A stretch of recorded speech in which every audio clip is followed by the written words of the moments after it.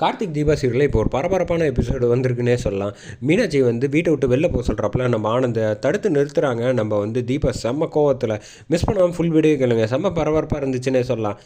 ஆனந்த் வந்து பேசிக்கிட்டு இருக்கப்போ வந்து என்னம்மா நான் தப்பு பண்ணிட்டேன், எனக்கு பிடிச்ச வாழ்க்கையை வந்து நான் வாழணும்னு முடிவு பண்ணிட்டேன், அவளுக்கு நான் கோயிலில் தாலி கட்டித்தானே அழைச்சிட்டு வந்திருக்கேன் வீட்டுக்கு, அவளை கூட தான் இனிமேல் நான் வாழலான்னு முடிவு பண்ணியிருக்கேன் அப்படின்னு சொன்னோன்னே, இந்த விஷயமா யார் பேசுகிறதா இருந்தாலும் வந்து பேசுகிறதுக்கு ரைட்ஸே கிடையாது, நான் மீனாட்சி கிட்ட பேசிக்கிறேன் அப்படின்னு வந்து ஆனந்த் சொன்னோன்னே அருண் வந்து சொல்கிறாப்புல, ஆனால் நான் சொல்கிறேன்னு தப்பாக நினச்சிக்காத, நீ பண்ணுறதெல்லாம் ரொம்ப ரொம்ப கேவலமான விஷயம், பாவம் அண்ணி வந்து எவ்வளோ மனசு கஷ்டப்பட்டு அழுதுகிட்டு இருக்காங்க, அவங்க மனசாட்சி கொஞ்சம் கூட உனக்கு வந்து உறுத்தலையா அப்படின்னு பாவமாக தெரியலையே அப்படின்னோடனே, நீலாம் எனக்கு அட்வைஸ் பண்ணுற லெவலுக்கு பெரிய ஆள் ஆகிட்டியா அப்படின்னோன்னா ஐஸ்வர்யா அம்மாவும் வெளுத்தெடுக்க ஆரம்பிச்சிட்டாங்கன்னே சொல்லலாம்.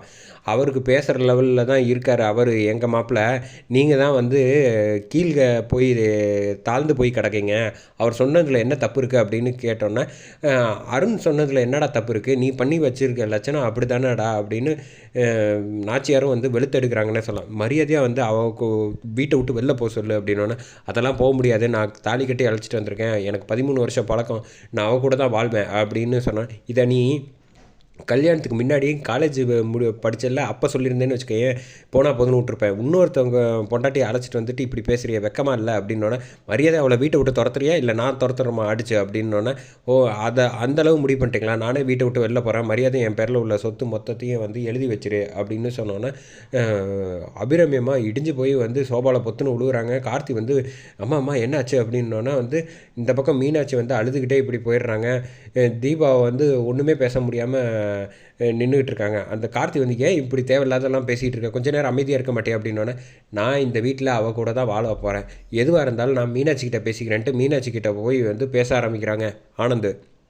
இங்கே பாரு மீனாட்சி, எனக்கு வந்து காலேஜ்லேருந்தே அவளுக்கு பிடிக்கும், எனக்கு 13 வருஷத்துக்கு முன்னாடி கிடைக்கிற வாழ்க்கை வந்து கிடச்சிருக்கு, அதை நான் சேர்ந்து வாழ போகிறேன், அதில் உனக்கு என்ன பிரச்சனை வந்துருக்கு, நீயும் இந்த வீட்டில் இருந்து என் கூடயே வாழலாம், எனக்கு ஒன்றும் உன் கூட வந்து விருப்பப்பட்டெல்லாம் நான் ஒன்றும் வாழலை, இது வரைக்கும் 10 வருஷம் நமக்கு கல்யாணம் ஆகிடுச்சு, அப்படி இருந்தும் எனக்கு ஒரு நாள் கூட வந்து உன் கூட வந்து சந்தோஷமாக நான் வாழணும்னு நினச்சதே இல்லை, ஏதோ தாலி அம்மா கட்ட சொன்னாங்க அதனால் கட்டினதுனால வந்து உன் கூட வந்து நான் புருஷனாக எல்லா கடமையும் செஞ்சுருக்கேன் அப்படின்னோடனே, மீனாட்சி செம கோவத்தில் ஆனந்தை வந்து வெளுத்தெடுக்காங்கன்னே சொல்லலாம். என்னையா நினச்சிக்கிட்டு இருக்க, நீ உனக்கு கொஞ்சம் கூட குடும்பம் மானம் மரியாதை மதிப்பு எதுவுமே தெரியாதவன், அருண் சொன்னால் கேட்க மாட்டேங்கிற, கார்த்தி சொன்னால் கேட்க மாட்டேற, தீபா சொன்னால் கேட்க மாட்டேற, அவள் அம்மா சொன்னால் கேட்க மாட்டேற, எவ்வளோ ஒருத்தி எவனோட பொண்டாட்டியோ அழைச்சிட்டு வந்துட்டு அவ கூட தான் சேர்ந்து வாழ்வேன்னு சொல்கிறேன், உனக்கெல்லாம் வெக்கமாக இல்லை அப்படின்னு சொன்னோன்னே ரியா வந்து மூஞ்சியை வந்து கடுப்பாக்குறாங்க, இவெல்லாம் நம்மளை பற்றி பேசலாமா அப்படின்ட்டு.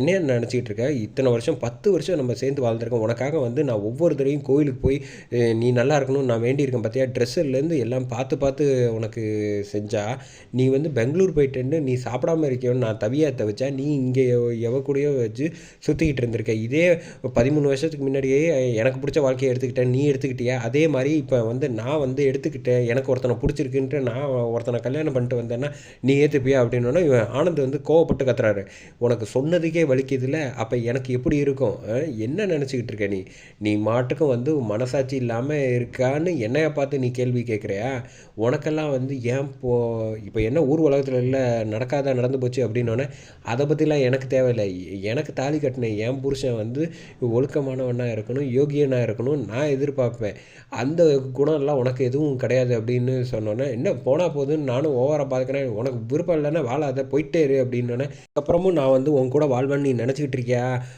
அதெல்லாம் கனவுல கூட நடக்காதுன்னு தாலியை கட்டி மூஞ்சில் தூக்கி வீசி எறிஞ்சிட்டு, அதான் தாலியை கட்டி வீசிட்டல, இதுக்கப்புறமேட்டுக்கு உனக்கு எனக்கு புருஷன் பொண்டாட்டி வரவே இல்லை, மரியாதையை இந்த வீட்டை விட்டு வெளில போகணுன்னு மீனாட்சியை சொன்னானே, அப்புறம் இதுக்கப்புறம் உன் கூடலாம் நான் இருப்பேன்னு நினச்சிக்கிட்டு இருக்கேன் அப்படின்னு சொல்லிட்டு அங்கேருந்து நவுந்து கோவமாக போகிறாங்க. அட பாய் பயலே அப்படின்ட்டு வந்து இப்படி பண்ணுறானேன்னு ஒன்றுமே பண்ண முடியாமல் அபிராமி அம்மா பேசாமல் இருக்காங்க. மீனாட்சி வந்து சொல்கிறாங்க, நான் கிளம்பி போகிறேன் அப்படின்னோடனே தீபா போய் தடுக்க பார்க்குறாங்க, அக்கா போயிடாதுங்கக்கா அவசரப்பட்டு அப்படின்னு சொன்னப்போ, அதெல்லாம் முடியாது நான் போகிறேன் கிளம்புறேன்ட்டு ரியா முன்னாடி கையை உதறிட்டு வெளியில் போயிட்டுருக்காங்க. இந்த பக்கம் வந்து எப்படியாவது தடுத்து நிறுத்துமா தீபா அப்படின்னு வந்து அபிராமி அம்மா கெஞ்சி அழுதுகிட்டு இருக்காங்க. நீங்கள் ஒன்றும் கவலைப்படாதீங்க சார், நான் கூட்டிகிட்டு வரேன் அப்படின்னு சொல்லிட்டு வெளில போகிறாங்க. கையை பிடிச்சி இழுக்கிறாங்க மீனாட்சியை. பட் இருந்துமே கோவம் அடங்கவே இல்லை, வெளில போகிறாங்க. இதுக்கப்புறம் நான் எதுக்கு நான் இந்த வீட்டில் இருக்கணும், இப்படி ஒரு மனசாட்சி இல்லாதவங்க கூட இத்தனை வருஷம் வாழ்ந்தேன்னு நினைக்கிறப்ப எனக்கு வந்து ரொம்ப வெறுப்பாக இருக்குது அப்படின்ட்டு கடுப்பில் பேசிகிட்டு இருக்காங்க. உனக்கு ஒரு விஷயம் தெரியுமா? நீ வந்து நினச்சிருந்தா வந்து இந்த விஷயத்தை நீயும் கார்த்திகை என்கிட்ட முன்னாடியே சொல்லியிருந்திருக்கலாம்ல, ஏன் சொல்லாமல் விட்டீங்க அப்படின்னோடனே, நாங்கள் எவ்வளோ சொல்லணும் தடுத்து நிறுத்தலான்னு தான் முயற்சி பண்ணோம், பட் முடியலை.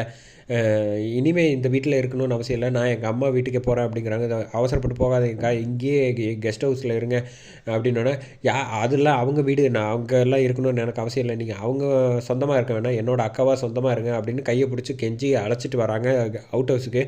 அதோட இந்த எபிசோட அட்டகாசமாக முடிச்சாங்கன்னே சொல்லலாம்.